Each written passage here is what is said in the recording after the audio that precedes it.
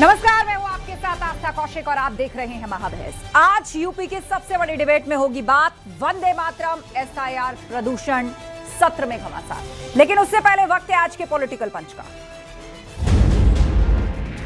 Seat का भी और जीत का भी है, दोनों का है। ऐसा नहीं है, सीट का भी होगा और जीत का भी होगा। लेकिन जब सीट होगी तभी जीत होगी। ये नहीं होगा जो मैंने पहले कहा था 17-80 का फॉर्मूला इस बार नहीं होगा। किस हैसियत से इमरान मसूद बात कर रहे हैं, उनकी बात पर कितना सा ज्ञान लेना चाहिए, ये सोचने का विषय है। जहाँ तक राष्ट्रीय अध्यक्ष जी का सवाल है, उनका फार्मूला सही है कि जीत ही धर्म है और जीत के लिए ही चुनाव आवश्यक है वर्तमान समय में। और बिहार में हम लोगों ने इसका नतीजा देख लिया है। जिस तरीके से वहाँ खींचतान मची हुई है, इस खींचतान को देख के साफ स्पष्ट लगता है कि इंडिया अलग गठबंधन का जहाज जल्द ही डूबने वाला है। और ये मिलके लड़े, अलग अलग लड़े, कैसे भी लड़े, उत्तर प्रदेश की जनता का पूरा साथ, पूरा विश्वास आज हमारे मोदी और योगी सरकार पे है। और जनता के विश्वास के बल पे, जनता के साथ और आशीर्वाद के बल पे 27 का चुनाव हम लड़ेंगे और हम जीत हासिल करेंगे। आंकड़े हम पर तो आए नहीं, अभी हम लोगों को आंकड़े तो मिले नहीं। ये मुख्यमंत्री जी को कैसे पता लग गया कि 4 करोड़ उनके वोट कट गए? सब बीजेपी के पास आंकड़े पहुंच गए हैं। सुनने में आ रहा है कि रात में बैठ करके उनके विधायक, बीजेपी के नेता लोग, प्राइवेट कंपनियां के वोट कैसे बढ़ाया जाए, वोट को बराबर कैसे किया जाए कि 4 करोड़ वोट कट गए। सोचो, मुख्यमंत्री ने स्वीकार किया। विधानसभा में पार्टिसिपेट करें। सरकार पूरी तैयारी के साथ विपक्ष का जवाब देने के लिए तैयार है। विपक्ष के जो इश्यूज हैं वो सुझावात्मक भी होते हैं, आलोचनात्मक भी होते हैं, लेकिन उन सुझाव और आलोचनाओं से का जवाब सरकार को प्रभावी ढंग से देना चाहिए और सरकार देती भी है। कल से उत्तर प्रदेश विधानसभा का शीतकालीन सत्र शुरू होने जा रहा है। एक तरफ सरकार वंदे मातरम पर चर्चा के साथ सत्र की शुरुआत की तैयारी कर रही है, तो दूसरी तरफ विपक्ष ने एसआईआर, खाद, रोजगार और प्रदूषण जैसे मुद्दों पर चर्चा की डिमांड रखकर सियासी टक्कर की तैयारी कर ली है। इस पूरी बहस के बीच अखिलेश यादव ने एक बार फिर से एसआईआर को लेकर सवाल उठाए और प्रदूषण पर भी तंज का इस्तेमाल किया। उधर बीजेपी ने कहा कि सरकार हर सवाल का जवाब देने को तैयार है। अब सवाल यह कि वंदे मातरम, एसआईआर, प्रदूषण, सत्र में घमासान, इसी पर आज की महाबहस करेंगे। गेस्ट पैनल हमें ज्वाइन कर रहा है। एसएन सिंह जी हमारे साथ हैं, बीजेपी प्रवक्ता। अशोक यादव जी हमारे साथ जुड़ गए हैं, समाजवादी पार्टी के प्रवक्ता। सुची विश्वास जी हमारे साथ अब से कुछ ही देर में होंगी, कांग्रेस के स्पोक्स पर्सन। साथ ही सुभाष चंद्र यादव जी हैं, सुभाषपा का पक्ष रखने के लिए। डॉक्टर सुनील कौशिक वरिष्ठ पत्रकार में ज्वाइन कर चुके हैं। आप सभी पैनलिस्ट का बहुत बहुत स्वागत है। सबसे पहले महाबहस के सवालों पर नजर डालते हैं और फिर हम डिबेट की शुरुआत करेंगे। सवाल ये, विधानसभा का शीत सत्र, सियासत में फुल गर्मी। एक एक करके उन मुद्दों पर चर्चा की मांग विपक्ष कर रहा है जिसे लेकर सरकार के साथ पूर्व के दिनों में जबरदस्त सियासी घमासान और बयानबाजी रह चुकी है। अब सदन में अगर ये मुद्दे उठते हैं, उस पर चर्चा होती है, तो क्या सदन में भी सियासी गर्मी फुल होगी? शीत सत्र से पहले एसआईआर पर योगी वर्सेस अखिलेश। लगातार अखिलेश यादव एसआईआर से निकले हुए आंकड़ों और बयानों पर सवाल खड़े कर रहे हैं, सवाल पूछ रहे हैं। इसके अलावा वंदे मातरम, एसआईआर और प्रदूषण, इन पर भी चर्चा की मांग विपक्ष कर रहा है। तो चलिए डिबेट की शुरुआत करते हैं और सबसे पहले एसएन सिंह जी आपसे सवाल। मुख्यमंत्री योगी आदित्यनाथ ने एक बयान दिया था कि 4 करोड़ वोटर कम हो रहे हैं फिलहाल। अब उसी को आधार बनाते हुए अखिलेश यादव ये पूछ रहे हैं एसआईआर पर कि भाई ये आंकड़ा भाजपा के पास कैसे पहुंचा? एसआईआर तो चुनाव आयोग कर रहा है, मतलब एक तरफा आंकड़ा आप लेके चुपचाप अपना होमवर्क कर रहे हैं। नहीं, देखिए आस्था जी, चुनाव हारने का निराशा से संबंध होता है, मैं मानता हूँ, लेकिन इतना निराश नहीं होना चाहिए कि आपको अंक गणित ही पता चल जाए। भाई अखिलेश जी तो पढ़े लिखे व्यक्ति हैं, वो उनको तो अच्छी बातें करनी चाहिए। लेकिन अखिलेश जी के अंदर बिहार चुनाव के बाद जैसा वो बिहार में डिक्लेयर किए थे कि अगर बिहार हारेंगे, जो बिहार जीतेगा वो उत्तर प्रदेश जीतेगा। बिहार हार गए तो इसलिए उनको लग रहा है उत्तर प्रदेश हार जाएंगे, इसलिए मुझे लगता है कि अंक गणित भूल गए। आदरणीय मुख्यमंत्री जी ने क्या कहा था? 2025 जनवरी 15 करोड़ 44 लाख मतदाता थे और अभी जो ड्राफ्ट आया उसमें 12 करोड़ मतदाता आए हैं। ये तो गणित तो अखिलेश जी को पता होना चाहिए ना। तो वो 4 करोड़ मतदाता कौन कैसे कट गए। रही बात अखिलेश जी की, तो अखिलेश जी कहीं पे भी स्थिर ही नहीं हो पा रहे हैं। पहले उन्होंने कहा कि SIR नहीं हो रहा, ये तो NRC हो रहा है।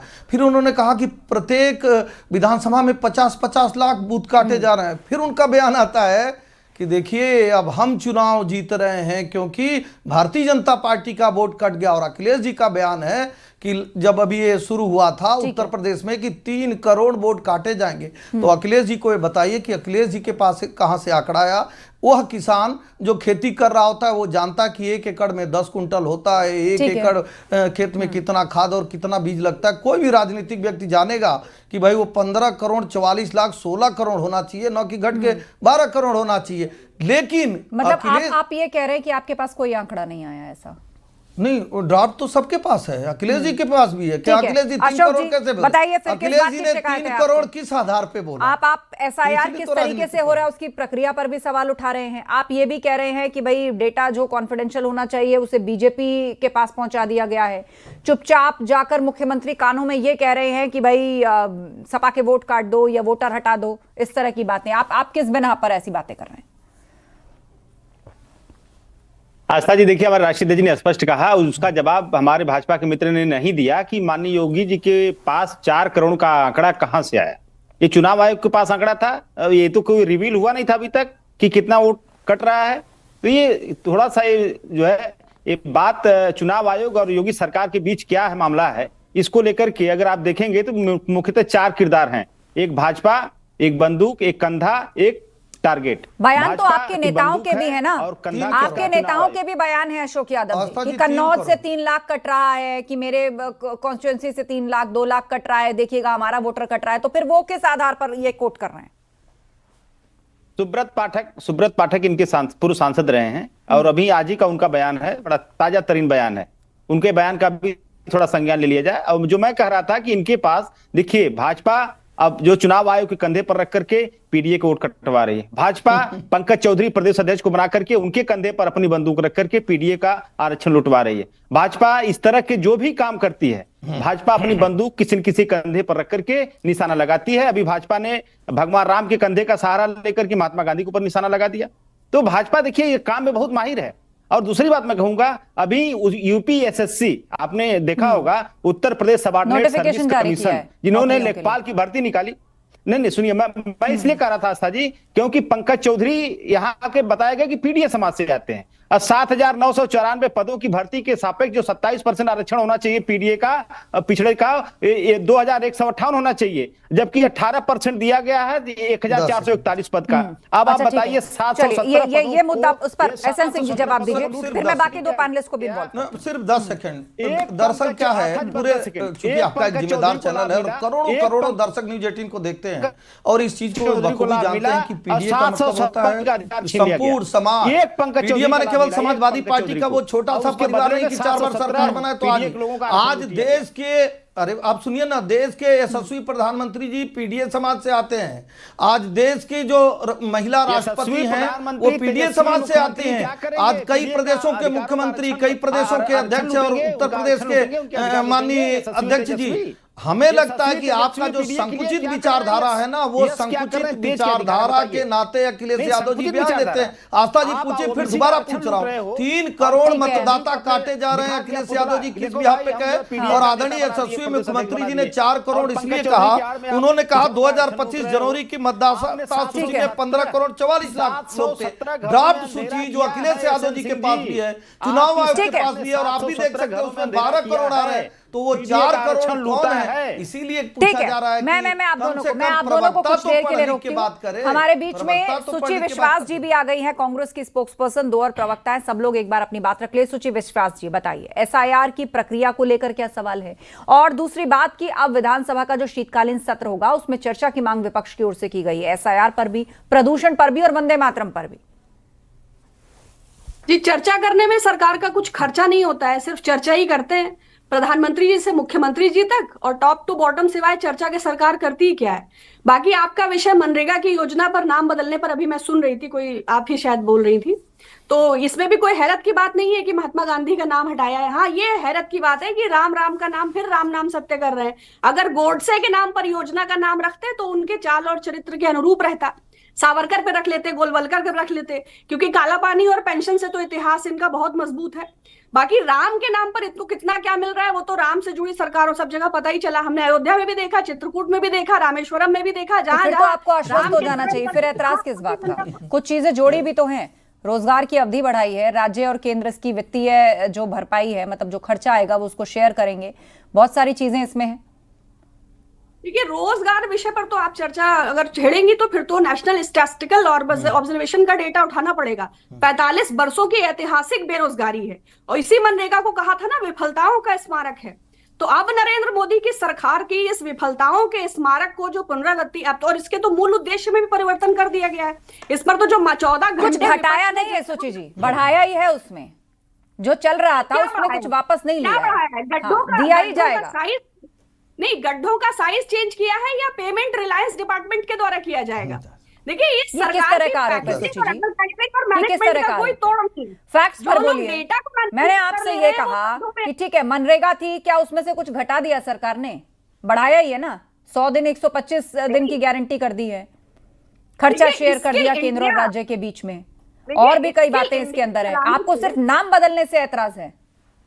नहीं, मैंने तो सरकार का समर्थन किया, लेकिन नाम गोडसे के नाम पर रखना चाहिए। 10 सेकंड। मैं इस चीज की पुरजोर देखिए, इस तरह से ना ये सारी बातें राजनीतिक फ्रस्ट्रेशन जाहिर करती हैं। SN Singh ji, 10 second. देखिए, नहीं, हमारी बहन ने कहा कि इसके चर्चा नाम पर क्यों रख करते लीजिए, हैं? उसके नाम पर, दरअसल होता जिनका क्या है नाम ना, उन्होंने नहीं लिया, आप क्यों ले रही हैं? आस्था जी होता क्या है, ये लोग ये बाबा साहब के संविधान वाले लोग नहीं है। कांग्रेस का अलग संविधान मान के चलते हैं। पार्लियामेंट में जब कोई कानून बनता है ना, चाहे वो नरेगा बनाइए चाहे मनरेगा बनाइए, वो जवाहरलाल नेहरू इंदिरा गांधी जी का नाम बदल के आपको गांधी जी का नाम रख देना चाहिए। और राम से दिक्कत आज से नहीं है भाई, राम नाम सुनते ही तो 25 वकील खड़ा कर देते हैं ना।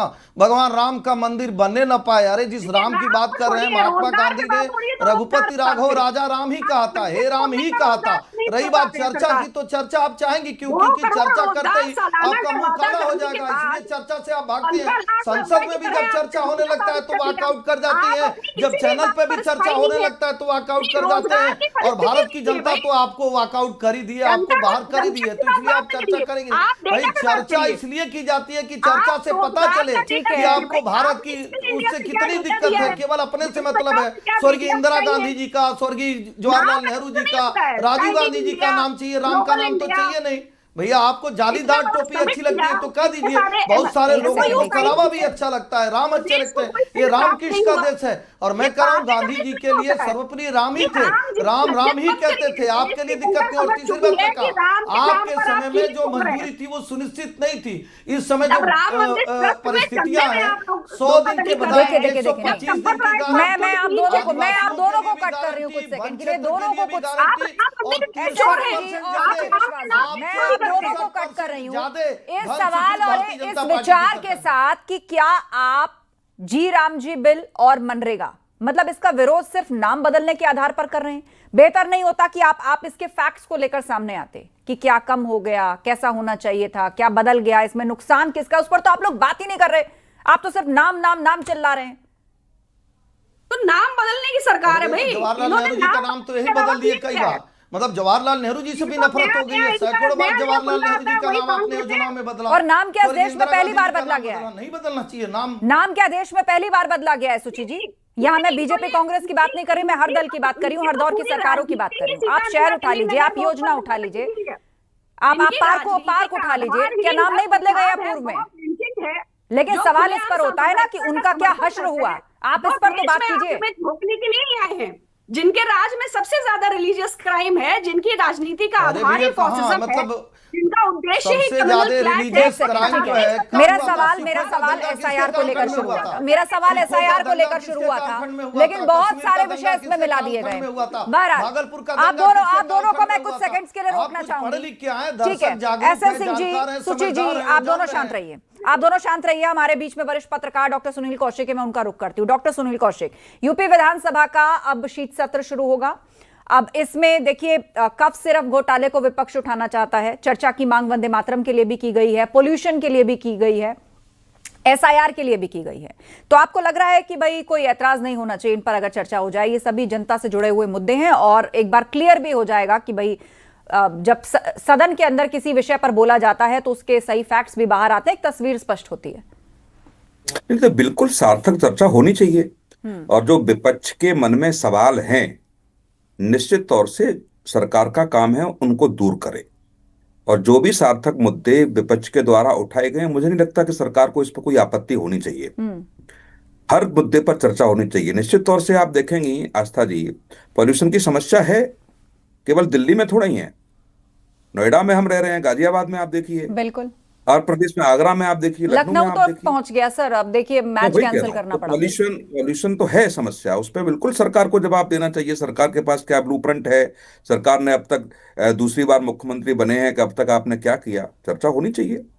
एसआईआर पे भी चर्चा होनी चाहिए, वंदे मातरम पे भी चर्चा होनी चाहिए, क्योंकि वो जनता में जब सवाल तैरने लगे और गली मोहल्ले में जब उसकी चर्चा होने लगे, सड़क पे चर्चा होने लगे, तो निश्चित तौर से सदन में भी चर्चा वो आवश्यक है।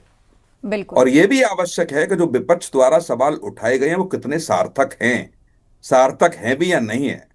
अखिलेश यादव जैसे मुख्यमंत्री ये कहें कि मुख्यमंत्री के पास आंकड़ा कहां से आ गया? अरे चुनाव आयोग ने समय कैसे बढ़ाया?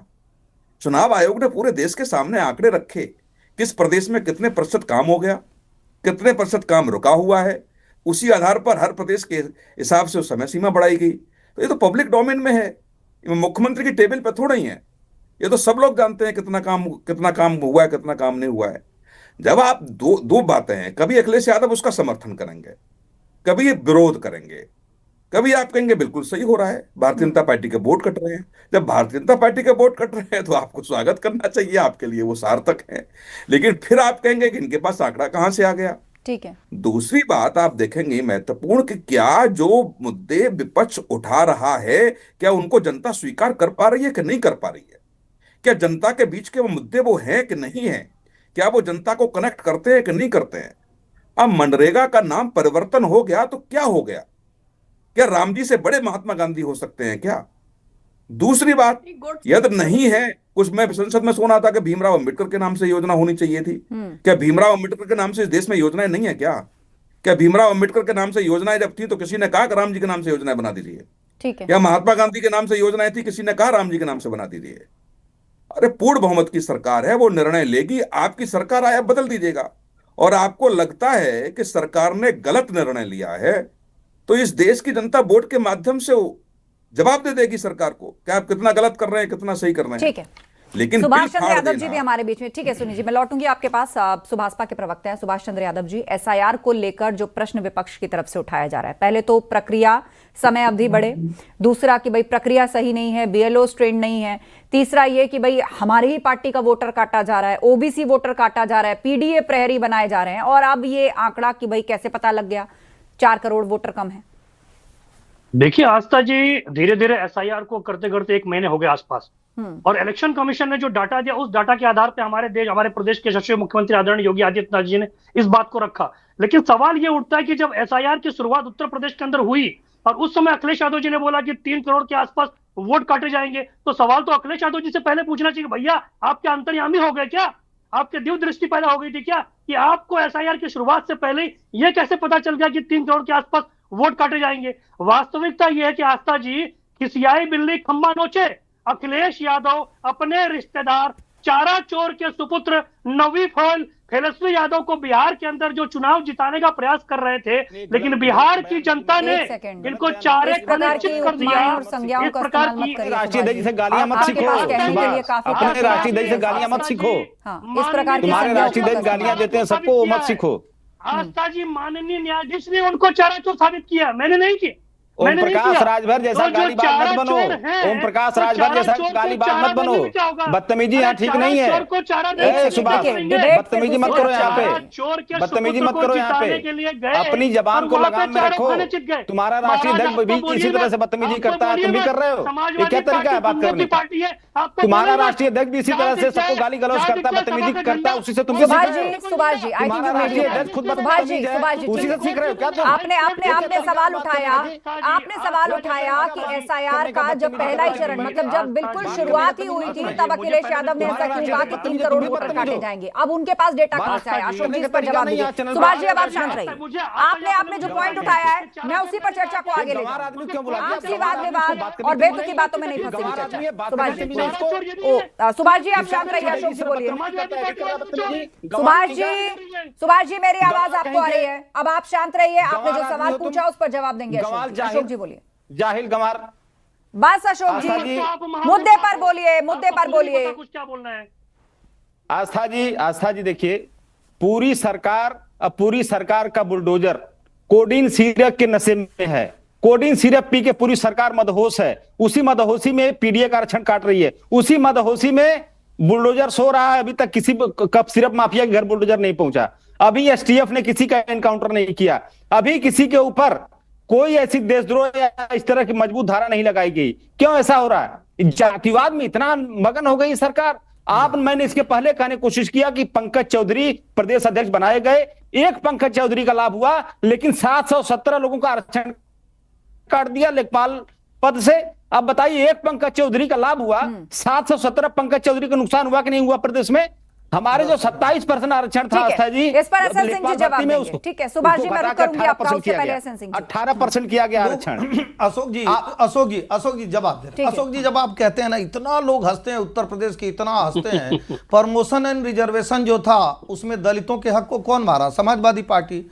बाबा साहब को भूमाफिया कौन कहा? समाजवादी पार्टी। मुझे लगता है बहन मायावती बाबा साहब को लोकसभा में अमित शाह जी ने क्या कहा? समाजवादी पार्टी। अमित शाह जी ने क्या कहा? की हत्याएं कौन कराया? अम्बेडकर राम भक्तों की हत्याएं कौन कराया? समाजवादी पार्टी। बाबा साहब के नाम से कितना छिड़े भैया आप लोगों को? चर्चा हो रही कि आदरणीय मुख्यमंत्री जी जो कहे वो साक्ष्य के आधार पे कहे हैं और अखिलेश यादव जी बिना साक्ष्य पे कहे। कैसे आस्था जी 10 सेकंड दीजिए, उसके बाद समय मत दीजिए। राजस्थान देखिए फाइनल आपने 2-3 मुद्दे उठाए ना, अब आप उस पर जवाब सुनिए। ऐसे दोनों की बात क्लियर। आदरणीय अखिलेश जी भी उठाए, आदरणीय अशोक जी भी उठाए, उसके बाद समय आदरणीय अखिलेश जी ने जो सवाल उठाया उस पे जनता को जानना चाहिए कि कहां से मुख्यमंत्री जी कहे, कहां से एसएन सिंह कह रहे हैं। देखिए फाइनल लिस्ट फरवरी में होगी, लेकिन ड्राफ्ट लिस्ट आ गई थी। राजस्थान में 5 करोड़ 48 लाख लोग थे। बाद में जो लिस्ट आई उसमें 5 करोड़ 4 लाख लोग रह गए। गोवा में 11 करोड़ 85 लाख लोग थे, 10 करोड़ 84 आ गए।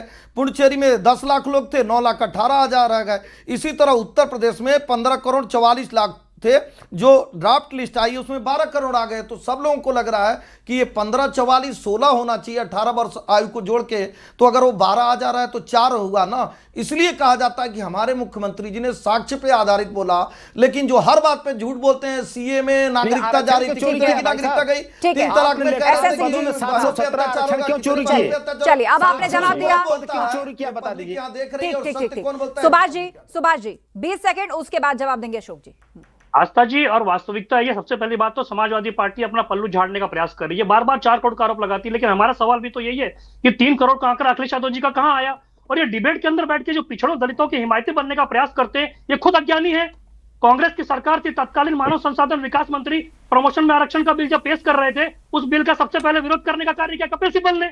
उस बिल को फाड़ने का कार्य किया कपिल सिब्बल ने। उस पिछड़ा विरोधी मानसिकता वाले व्यक्ति को, उस दलित विरोधी मानसिकता वाले व्यक्ति को समाजवादी पार्टी उत्तर प्रदेश से अपने कोटे से राज्यसभा के अंदर भेजती है और ये डिबेट के अंदर बैठकर पिछड़ों के हिमायती बनने का प्रयास करते हैं। तो अशोक यादव खुद अज्ञानी है, ये खुद ज्ञान भरी बातें करने का प्रयास करते हैं, लेकिन ये वर्क करके नहीं आते। ठीक है सुचिर विश्वास जी, उसके बाद में अशोक यादव जी का रुख करते हैं। को क्या है? ठीक है सुभाष जी। सुचिर विश्वास जी जी कपिल सिब्बल साहब की योग्यता पर सवाल उठा रहे हैं। सारे दंगाइयों को, सारे बलात्कारियों को जो व्हाइट वॉश कर करके आप बड़े बड़े संवैधानिक पदों पर बिठा रहे हैं, आपने तो जुडिशियरी को भी नहीं बख्शा। आप तो राज्यसभा बना के भेज रहे हैं। आप तो ऐसा वॉशिंग मशीन लगाए हैं कि क्लीन चिट देने की बहार है। अजीत पवार से लेके मैं सोन गिरा दूं आपको।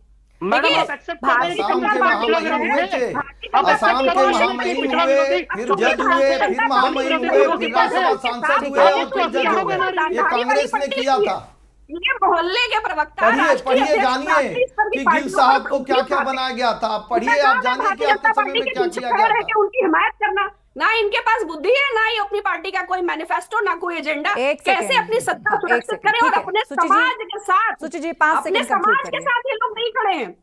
इनका चाहे इनके राष्ट्रीय अध्यक्ष हो चाहे ये खुद हो। ठीक है, इनका कोई अशोक ऐसा यादव जी, अशोक यादव जी, देखिए अशोक यादव जी, उसके बाद मैं देखिए संजीव जी का रुख करूंगा। 10 सेकंड। अभी सुभाषपा के साथी ने कहा कि इनको ज्ञान शांत हो जाइए, इतने बड़े ज्ञानी हैं। 40 सेकंड है मेरे पास, 20 सेकंड हाँ, अशोक जी, उसके बाद जवाब देंगे संजीव जी। ये जो है इतने बड़े ज्ञानी हैं। मैंने सिंपल पूछा 7,994 का 27% कितना होता है?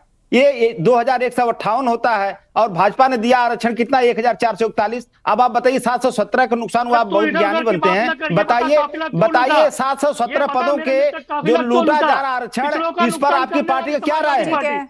आपकी पार्टी का क्या राय है बताइए इस पर। चलिए, लास्ट कमेंट है सिंह जी। ठीक है सुभाष जी, जवाब दे रहे हैं। देखिए, प्रदेश की जनता देख रही है कि शांत रहिए सुभाष जी। चार बार समाजवादी पार्टी की सरकार बनी, लेकिन चारों बार एक परिवार की पार्टी ने संपूर्ण समाज का हक मार के केवल परिवार को ही मुख्यमंत्री बनाया। 4 बार में कितनी बार दूसरे समाज को प्रतिनिधित्व दी समाजवादी पार्टी के लोग? हमें लगता है कि अशोक यादव जी बता नहीं पाएंगे, इसलिए लोग जानते हैं कि ये जो समाजवादी पार्टी एक झूठी किताब है जो सब कुछ झूठ का पढ़ के दुनिया को सुनाती है, जबकि कार्य कुछ और करती है। इसलिए कहा जाता है कथनी मीठी खाड़ से और करनी बिस्की लो। ये कहने कुछ और है। डिबेट में जिन विषयों को लेकर बहस अनंत दिख रही है, अब शीतकालीन सत्र में देखना होगा कि भाई सत्ता पक्ष और विपक्ष के बीच में जो तमाम मुद्दे इस वक्त उठाए जा रहे हैं उनका क्या नतीजा निकलता है। कोई सार्थक चर्चा होती है, कोई नतीजा निकलता है, या वहां भी ऐसा ही हंगामा देखने को मिलेगा। आप सभी का धन्यवाद इस चर्चा में शामिल होने के लिए। तो अखिलेश यादव ने एक बार फिर से एसआईआर को लेकर सवाल उठाए और प्रदूषण पर तंज कसा।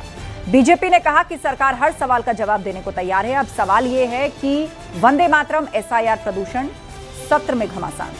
महाबहस में इतना ही। खबरें जारी हैं, बने रहिए हमारे।